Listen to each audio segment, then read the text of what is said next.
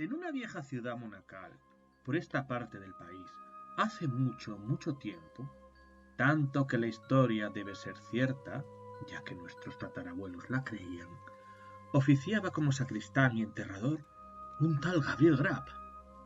No ha de creerse que un hombre, por el hecho de ser sepulturero y estar constantemente rodeado por los emblemas de la muerte, es necesariamente una persona hosca y melancólica.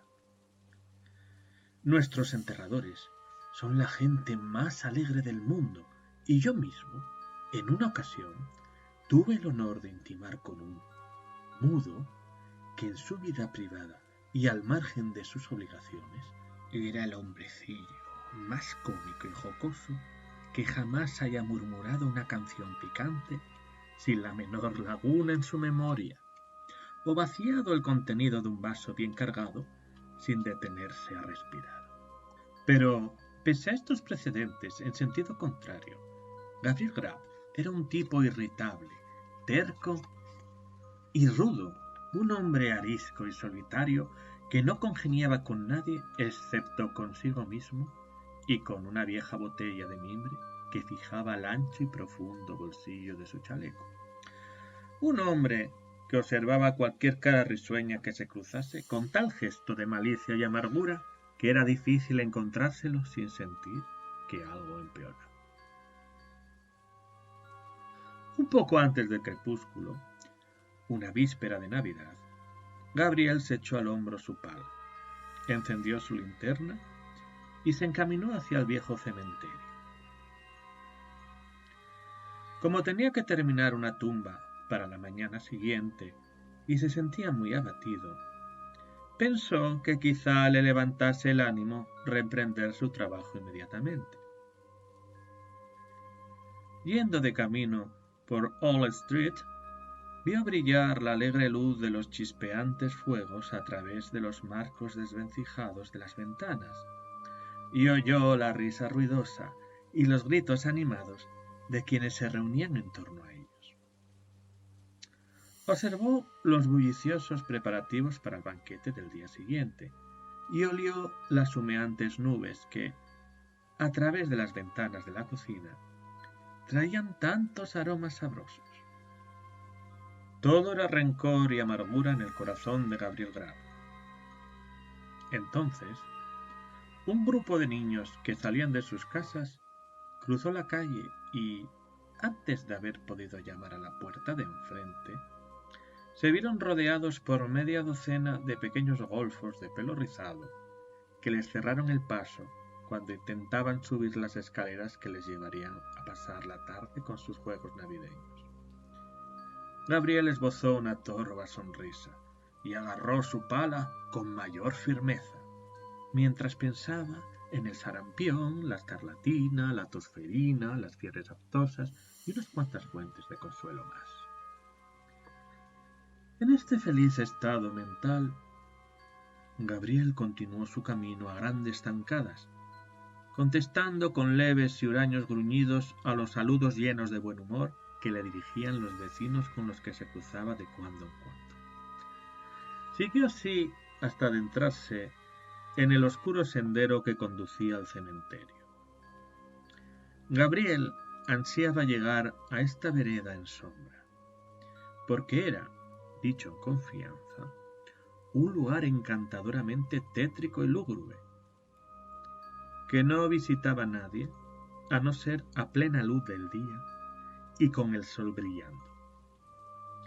En consecuencia, no fue poca su indignación cuando oyó a un chiquillo bramando no sé qué festiva canción sobre una feliz Navidad en aquel mismísimo santuario, que ya se llamaba la senda del ataúd en los días de la vieja abadía y en los tiempos de los monjes de cabeza rapada.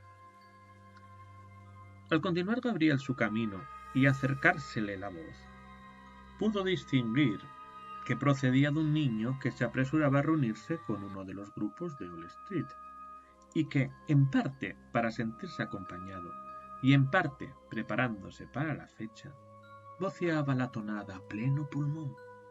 Así que Gabriel esperó a que el chico llegase y entonces, escondido en una esquina, le atizó en la cabeza 5 o 6 golpes con su linterna. Y según el niño se alejaba a toda prisa, con una mano en el cogote, cantando una tonada bien distinta, Gabriel Grab se rió de todo corazón y entró en el cementerio, cerrando la puerta con llave tras de sí. Se quitó el abrigo, dejó su linterna en el suelo y tras meterse en la tumba inconclusa, trabajó en ella durante más o menos 1 hora de bastante buena gana.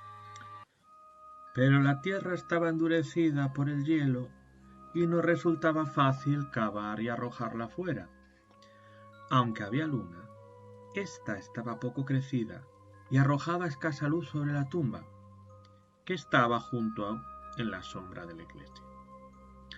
En cualquier otro momento, todos estos obstáculos hubieran hecho que Gabriel Grab se sintiera taciturno y desdichado. Pero se encontraba tan feliz por haber detenido el canto del chiquillo que prestaba poca atención a sus escasos progresos.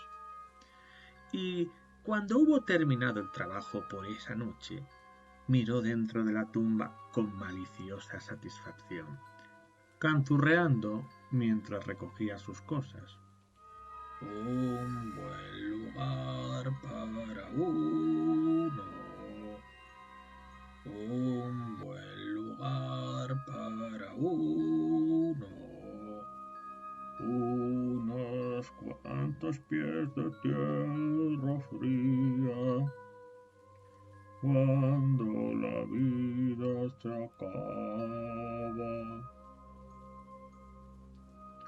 Una piedra en la cabeza, una piedra en los pies.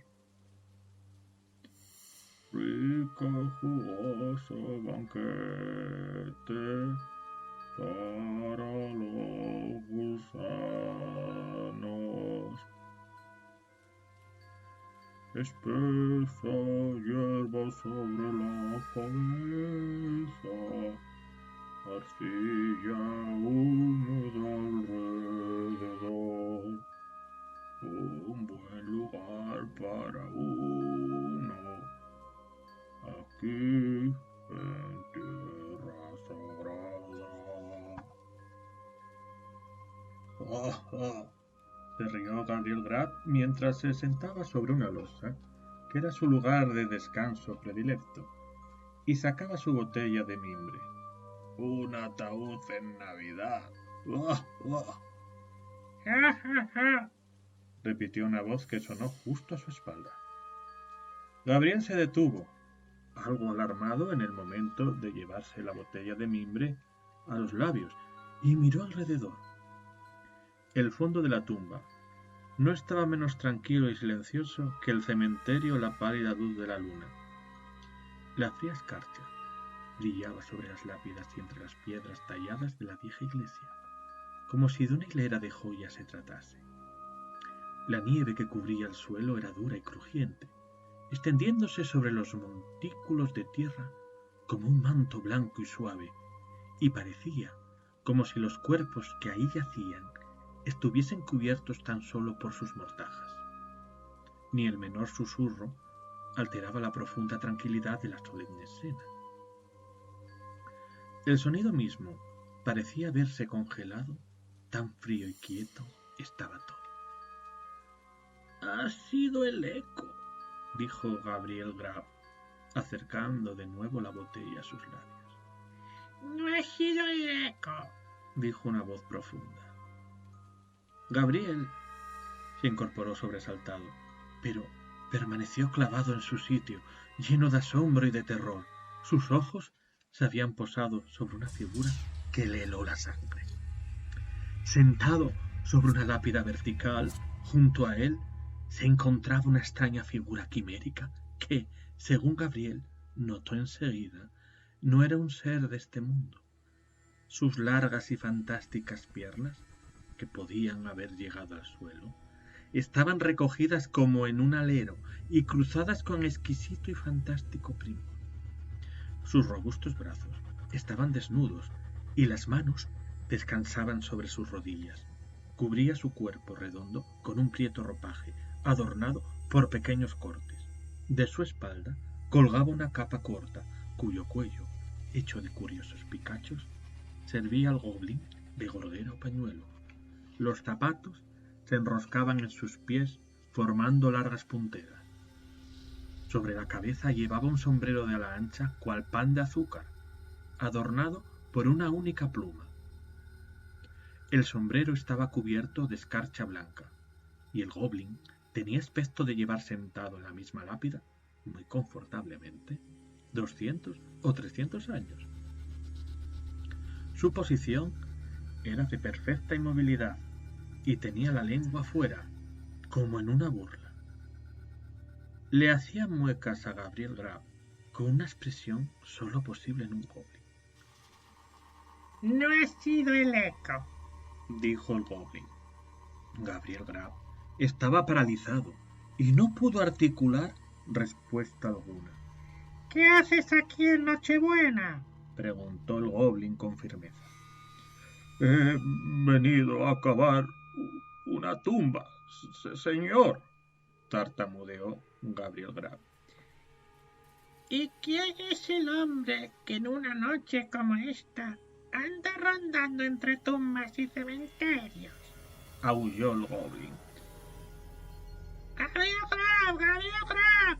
Gritó un desordenado coro de voces que pareció llenar el cementerio.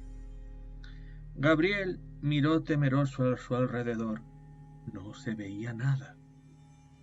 ¿Qué tienes en esa botella? Dijo el goblin.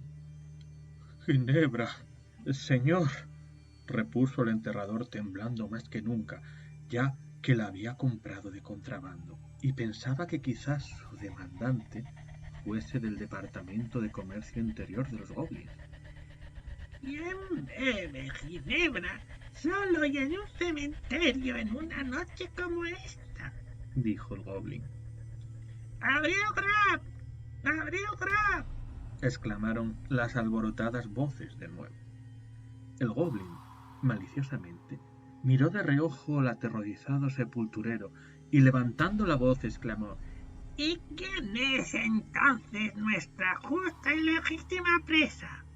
A esta pregunta, el invisible coro repuso en un acorde que sonó como si una coral cantase en medio del potente crescendo de un viejo órgano de iglesia, un acorde que al oído del enterrador pareció arrastrado por un viento salvaje que poco después moría, pero el estribillo de la respuesta fue el mismo. ¡Gabriel Grab! ¡Gabriel Grab! El goblin hizo una mueca a Gabriel con la misma expresión de un rato antes y dijo a la vez: Bien, Gabriel, ¿qué dices a esto? El sepulturero jadeó para respirar. ¿Qué piensas de esto, Gabriel? Insistió el goblin, haciendo revolotear sus pies en el aire a ambos lados de la lápida y mirando con gran complacencia las puntas dobladas hacia arriba. El más elegante par de zapatos Wellington de todo Bond Street. Es muy curioso, señor, dijo el sepulturero, medio muerto de miedo. Muy curioso y muy bonito, pero creo que debo volver al trabajo, señor, si no le importa. ¿Trabajo? Dijo el goblin. ¿Qué trabajo? La tumba, señor. Cavar la tumba, tartamudeó el sepulturero. Ah, la tumba, dijo el goblin. ¿Quién hace tumbas cuando todos los demás hombres están alegres y disfrutando? Nuevamente, las misteriosas voces respondieron: ¡Gabriel Grab! ¡Gabriel Grab! Me temo que mis amigos te llaman, Gabriel, dijo el goblin, forzando más que nunca la forma de sus mejillos con la lengua, y era una lengua de lo más asombrosa. Me temo que mis amigos te requieren, repitió el goblin. Si no le importa, señor, repuso el horrorizado enterrador, no creo que sea posible. Señor, no me conocen, señor. No creo que esos caballeros me hayan visto nunca, señor. Oh, sí que te han visto, replicó el goblin. Conocemos al hombre de rostro huraño y ceño torvo que ha bajado por la calle esta noche, lanzando miradas de odio a los niños y agarrando con más fuerza la pala al hacerlo. Conocemos al hombre que golpeó al niño porque envidiaba su corazón lleno de alegría. La alegría que a él es incomprensible. ¡Le conocemos! ¡Le conocemos! En ese momento el goblin soltó una carcajada fuerte y chillona, que el eco devolvió multiplicada por 20, y lanzando sus piernas al aire, quedó apoyado en la cabeza, o mejor dicho, en la punta misma de su sombrero, en forma de pan de azúcar, sobre el estrecho canto de la lápida. Desde ahí, dio un salto mortal con extraordinaria agilidad, cayó justo a los pies del sepulturero y se instaló en la postura que los sastres suelen adoptar sobre sus mesas. Yo me temo que debo dejarles, señor, dijo el sepulturero, intentando moverse. ¿Dejarnos?, dijo el goblin. Gabriel Grab va a dejarnos. ¡Ja, ja, ja, ja, ja! Mientras el goblin se reía, el enterrador observó, durante un momento, una luz brillante a través de las ventanas de la iglesia, como si el edificio entero hubiera sido iluminado. Cuando desapareció la luz, sonó el órgano airoso y un tropel de goblins, duplicados excepto del primero, se esparció por el cementerio y empezó a jugar a 3 en raya con las lápidas, sin detenerse ni un instante para tomar aliento, saltando con suma destreza una tras otra, incluso las lápidas más altas. El primer goblin era un saltador de lo más pasmoso, y ninguno de los otros podía alcanzarlo. Pese a encontrarse al límite del terror, el sepulturero no pudo dejar de observar que, mientras sus amigos se contentaban con saltar las lápidas de formato normal, el primero también se atrevía con los panteones familiares, rejas de hierro incluidas, con la misma facilidad que si se hubiera tratado de mojones callejeros. Finalmente, el juego llegó a su punto más excitante. El órgano tocaba más y más rápido. Los goblins saltaban más y más aprisa, enroscándose sobre sí mismos, la cabeza sobre las rodillas, rodando de esta forma como pelotas de fútbol sobre la tierra, para rebotar en las lápidas. El cerebro del enterrador giraba con la misma rapidez que la escena que estaba contemplando, y sus piernas le hicieron tambalearse mientras los espíritus volaban ante sus ojos. Entonces, el rey de los goblins se volvió repentinamente hacia él. Le agarró por la garganta y se hundieron todos tierra adentro. Cuando Gabriel Grab pudo recuperar el aliento que había perdido en el rápido descenso, se encontró en lo que parecía ser una gran caverna, cercada por una multitud de feos y burlones goblins. En el centro de la estancia, en un asiento en alto, se había instalado su amigo del cementerio, y muy cerca de él estaba el propio Gabriel Grab, incapaz de moverse. «Fría esta noche», dijo el rey de los goblins. «Muy fría. Un vaso de algo caliente. Pronto».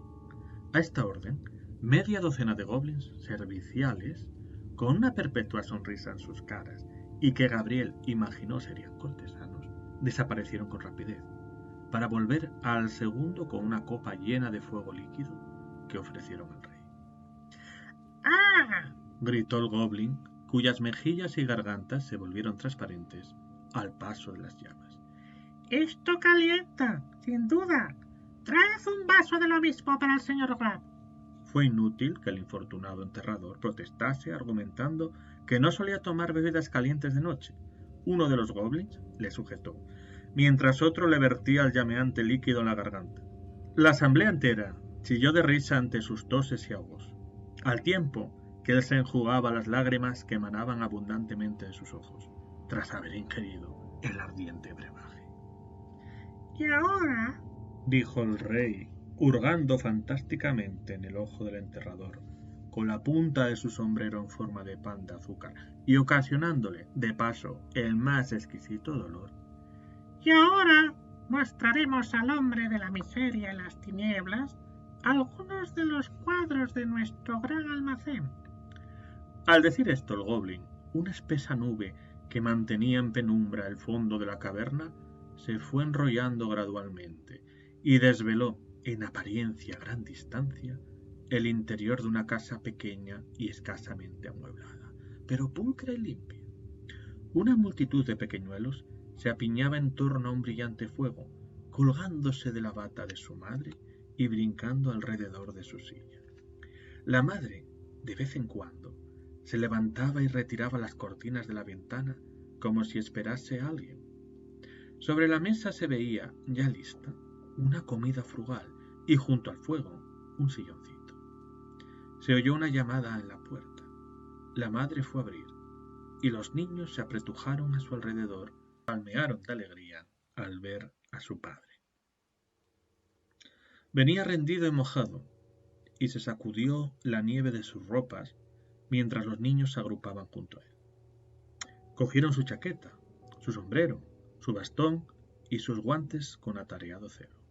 Corrieron con todo ello fuera de la habitación. Después, cuando se sentó a comer frente al fuego, los chiquillos treparon a sus rodillas y la madre se sentó a su lado. Todo parecía felicidad y bienestar. Pero hubo un cambio casi imperceptible en la visión. La escena se trasladó a un pequeño dormitorio, en el que el menor y más bello de los niños yacía moribundo. Sus mejillas habían perdido el tono sonrosado y la luz huía de sus ojos. Y cuando el sepulturero le miraba con un interés que jamás había sentido o conocido, murió. Sus hermanos y hermanas se apelotonaron junto a la camita y cogieron su pequeña mano, fría y pesada, pero se apartaron de su contacto y miraron con temor su cara infantil. Y es que aunque estaba sereno y tranquilo y dormía descansando en paz con el bello chiquillo que parecía ser, se dieron cuenta de que estaba muerto y supieron que era un ángel que les miraba desde las alturas, bendiciéndoles desde un cielo resplandeciente y feliz. De nuevo pasó la leve nube por delante del cuadro y otra vez cambió la escena. El padre y la madre eran ahora viejos y desvalidos, y el número de hijos que los rodeaban se había reducido a menos de la mitad. Pero en todos sus rostros se podía leer el contento y el cariño que brillaba en sus ojos cuando se reunían junto al fuego y contaban y escuchaban viejas historias de tiempos pasados. Lenta y pacíficamente, el padre se hundió en la tumba y, poco después, la que había compartido sus penas y preocupaciones le siguió al lugar del descanso. Los hijos que les habían sobrevivido se arrodillaron junto a la tumba de ambos y regaron con sus lágrimas la tierra que la cubría. Luego se levantaron y se fueron, tristes y apesadumbrados, pero sin lágrimas amargas ni lamentos desesperados, sabiendo que un día volverían a encontrarse de nuevo. Y una vez más se mezclaron con el mundo ajetreado y recobraron su contento y su alegría. La nube se cerró sobre el cuadro y lo ocultó a la vista del sepulturero. ¿Qué piensas de esto?, dijo el goblin, volviendo hacia Gabriel su cara alargada. Gabriel murmuró algo así como que había sido muy bonito, y parecía avergonzado cuando el goblin clavó en él sus ojos iracundos. ¿Tú, hombre miserable?, dijo el goblin en tono de gran desprecio. ¿Tú? Parecía dispuesto a añadir algo más, pero la indignación le impidió seguir hablando, así que levantó hacia arriba una de sus piernas plegadizas y la hizo girar un poco por encima de su cabeza, mientras afinaba la puntería. Finalmente, propinó a Gabriel Grab un soberano puntapié. Inmediatamente después, todos los demás goblins, que habían estado al acecho, rodearon al desdichado enterrador y empezaron a darle puntapiés sin compasión. Todo ello como consecuencia de una costumbre fija e inalterable en las cortes del mundo entero: patear a quien la realeza patea y alabar a quien la realeza alaba. Enseñámosle algo más, dijo el rey de los goblins. A estas palabras la nube se disipó, y un hermoso y rico paisaje se extendió ante la vista, exactamente igual que el que había conservado aún en nuestros días a menos de media milla de la vieja ciudad monacal.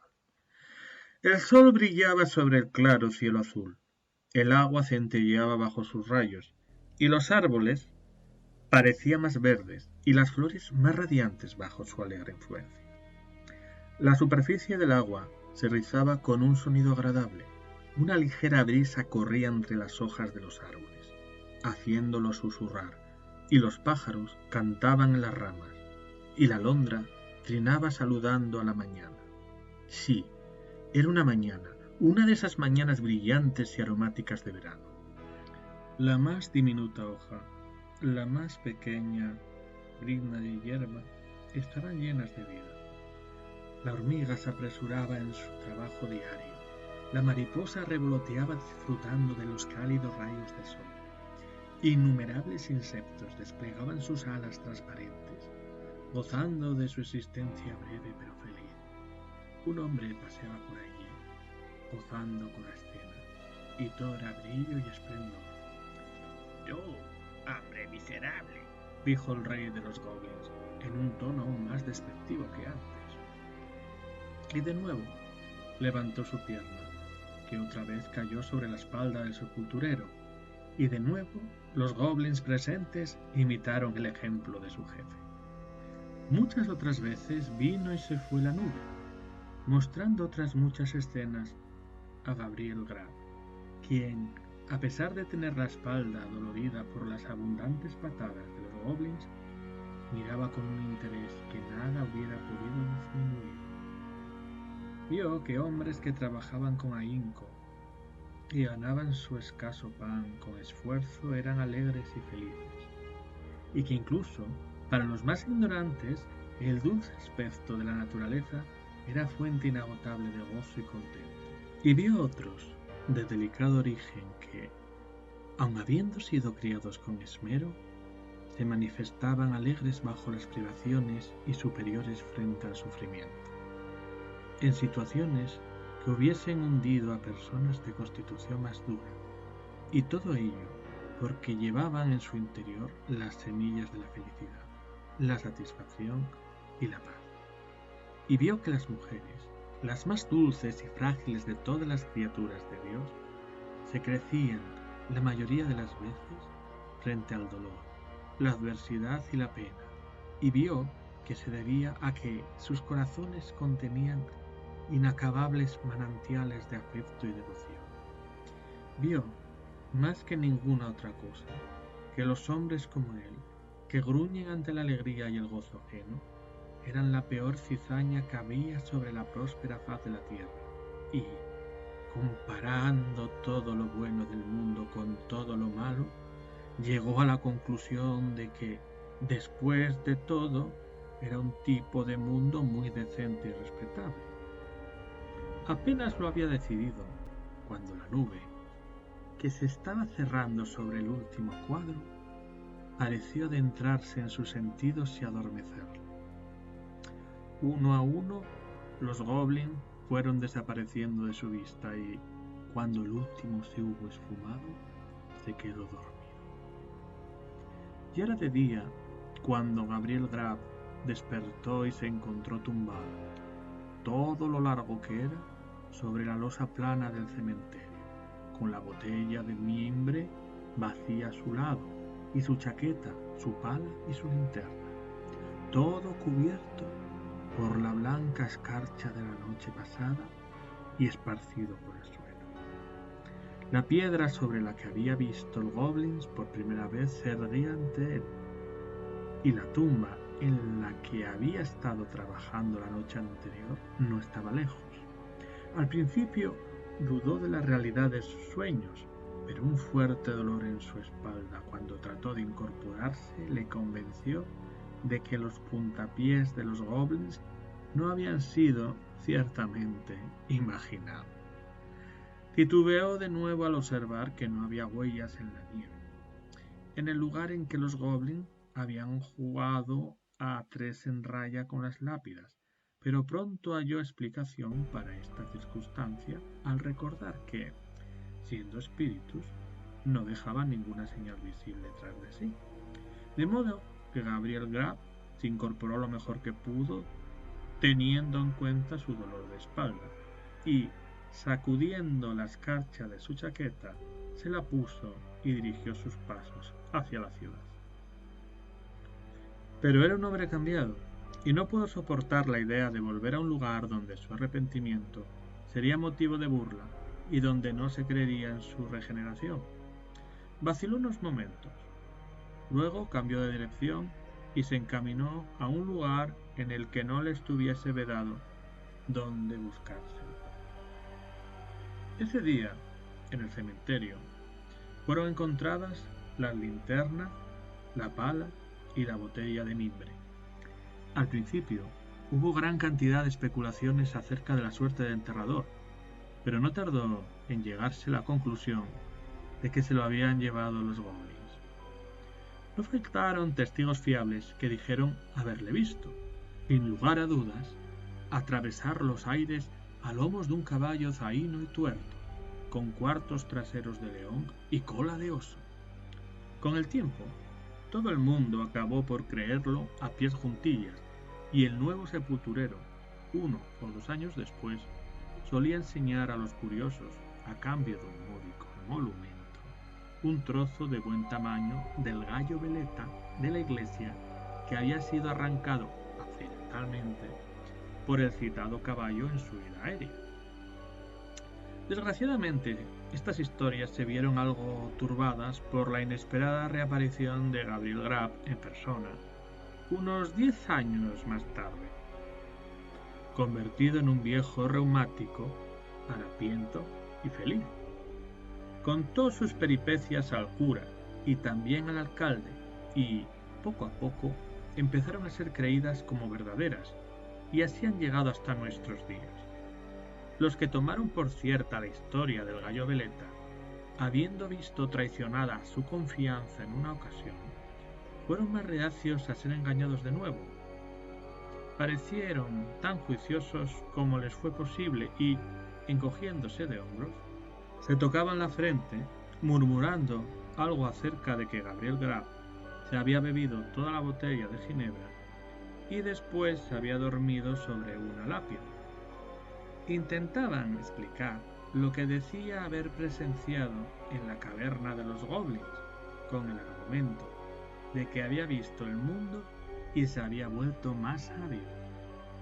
Pero su opinión, que en realidad nunca llegó a ser muy popular, fue muriendo gradualmente, y fueran como fuesen los hechos, dado que Gabriel Graff estuvo aquejado de reumatismo hasta el final de sus días, su historia tuvo al menos una moraleja, y es que no nos enseña algo mejor, y es que si un hombre se vuelve huraño y bebe a solas en Navidad, debe saber que nada bueno resultará de ello. No sea que los espíritus resulten poco benignos, su existencia esté tan fuera de duda como la de aquellos que Gabriel Graff vio en la caverna de los goblins.